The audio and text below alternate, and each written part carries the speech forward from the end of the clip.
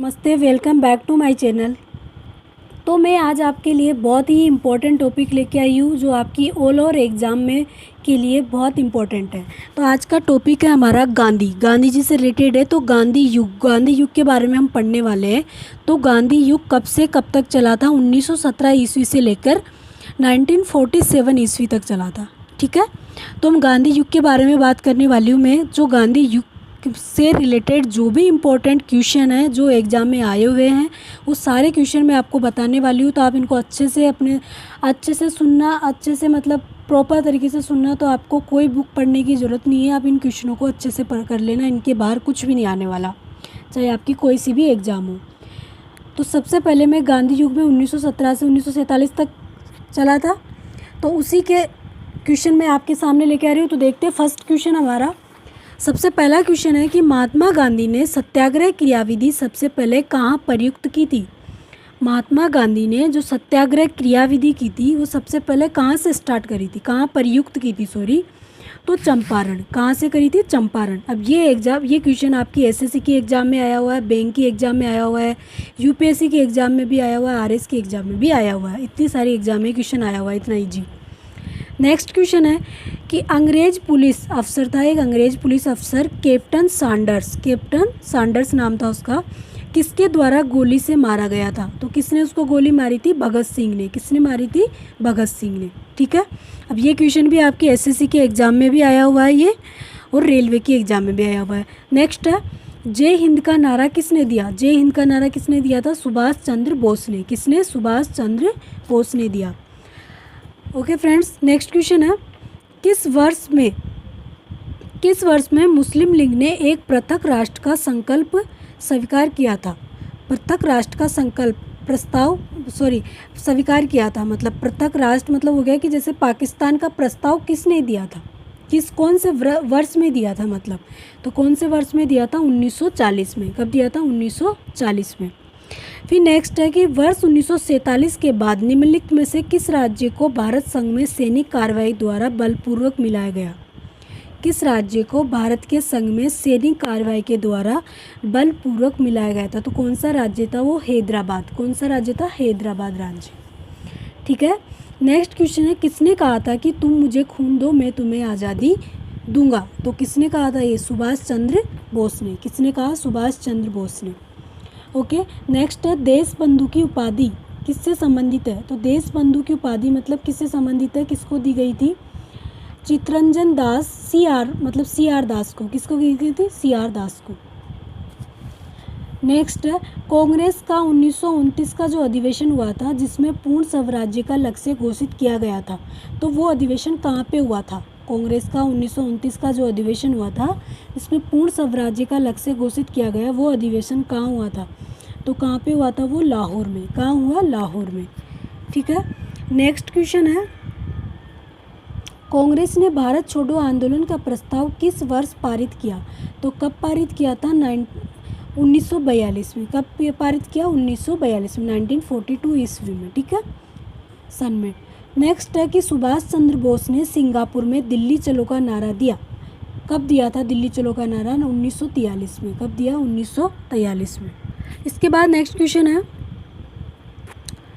असहयोग आंदोलन 1920 से 22 तक हुआ था। असहयोग आंदोलन को निलंबित किया गया। क्यों निलंबित किया गया था? मतलब उसको चोरी चोरा में जो हुई हिंसक घटना के कारण उसको क्या कर दिया गया? निलंबित कर दिया गया था। चोरी चोरा जो घटना हुई थी उसकी वजह से उसको निलंबित कर दिया गया।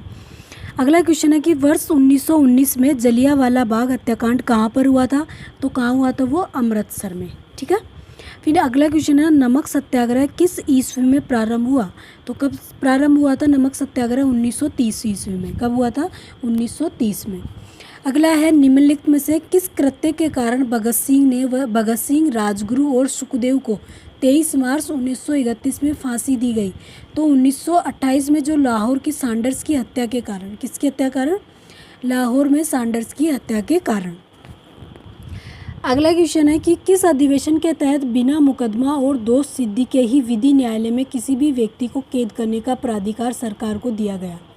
तो कौन सा अधिनियम था वो? वर्ष जो 1919 का जो रोल एक्ट अधिनियम था उसके अंतर्गत था ये। रोल एक्ट अधिनियम के अंतर्गत था। फिर है गांधी इरविन समझौता। कब हुआ था गांधी इरविन समझौता? 5 मार्च 1931 को हुआ था। तो किससे संबंधित है ये? तो गांधी इरविन समझौता किससे संबंधित है? सविज्ञा अवज्ञा आंदोलन से संबंधित है। अगला है स्वतंत्र भारत के प्रथम महाराज्यपाल। स्वतंत्र भारत का प्रथम महाराज्यपाल गवर्नर जनरल जिसको बोला जाता है, कौन थे? तो कौन था वो? Lord Mountbatten. लॉर्ड माउंटबेटन था। ठीक है, गवर्नर जनरल को महाराज्यपाल कहा जाता है। अगला है किस अधिनियम में पहली बार भारत के लिए संघीय संरचना प्रस्तुत की गई? किस अधिनियम में पहली बार भारत के लिए संघीय संरचना प्रयुक्त की गई? तो 1935 का जो अधिनियम था उसके अंतर्गत। फिर अगला है काकोरी ट्रेन डकैती कांड के नायक कौन थे? काकोरी ट्रेन डकैती कांड के नायक कौन थे? राम प्रसाद बिस्मिल। राम प्रसाद बिस्मिल। अगला है 1919 के अधिनियम में द्वैध शासन की धारणा को जिस व्यक्ति ने परिचित कराया था वे कौन है? तो तेज बहादुर सप्रू। तेज बहादुर सप्रू। अब आप ये जितने भी मैंने क्वेश्चन बता रही हूँ मैं आपको, ये सारे ऑल ओवर एग्जाम में आए हुए हैं, चाहे वो एसएससी की हो, रेलवे की हो, आरएस की हो, कोई भी एग्जाम हो, ये सारे क्वेश्चन आए हुए हैं एग्जाम में। ठीक है, नेक्स्ट क्वेश्चन है 20 सितंबर 1932 को यरवदा जेल में महात्मा गांधी ने आमरण अनशन किसके विरोध में किया था? 20 सितंबर 1932 को जो यरवदा जेल थी उसमें महात्मा गांधी ने आमरण अनशन किसके विरोध में किया था? तो रेम्स मैकडोनाल्ड सांप्रदायिक पंचाट के विरुद्ध में। रेम्स मैकडोनाल्ड का जो सांप्रदायिक पंचाट था उसके विरुद्ध में उन्होंने क्या किया था? अनशन किया था। अगला क्वेश्चन है कि 1939 में पहली बार महात्मा गांधी ने देशी राज्य में नियंत्रित जन संग्रह चलाने की विशेष तकनीकों को अपनाया। तो उन्होंने अपने एक निकट सहयोगी को सत्याग्रह करने की इजाज़त दी।